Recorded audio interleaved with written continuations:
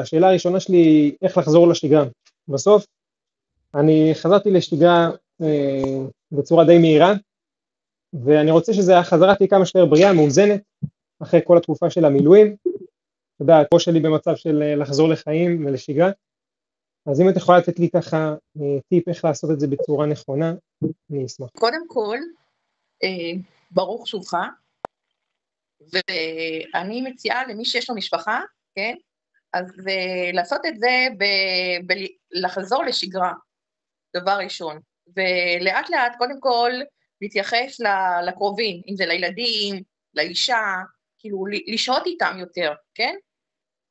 וזה מה שיחבר בינך לבין הקרובים עליך.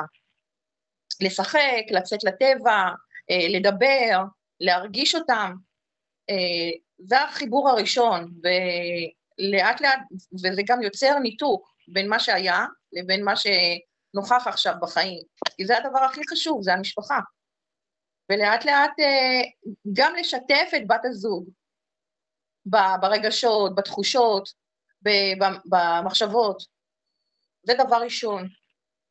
ואיך אנחנו חוזרים בעצם להתנהל כמו זוג, לא רק שותפים, בסוף אנחנו מגיעים ממקומות רחוקים, היא נמצאת בבית עם הילדים, איך אנחנו מתגברים על הריחוק הזה שנוצר במילואים, איך אנחנו מצליחים באמת לדבר על הכל, בסוף אני חוויתי חוויות, חלקם נורא קשות מלספר, ולא בטוח שהיא יכולה להכיל את כל זה. נכון.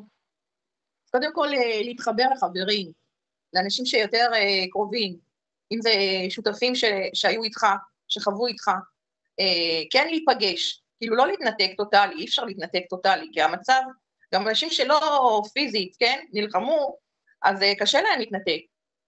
אז פשוט להתחבר לבן אדם קרוב, לאנשים שהיו קרובים אליך בזמן הלחימה, כן לפגוש וליזום מפגשים כאלה חברתיים, זה מאוד, מאוד עוזר לשחרר, זה דבר ראשון, ואפילו להתייעץ איתם מה הם עושים, כאילו לשתף בהתלבטויות, איך אני חוזר לשגרה, איך הם חוזרים, לא סתם אומרים שרת רבים חצי נחמה, אז כן לעשות מפגשים חברתיים, זה משהו שמאוד מאוד עוזר, מאוד מרפא, ואם מרגישים שבאמת לא יוצאים למעגל הזה, אז הולכים לטיפול אישי,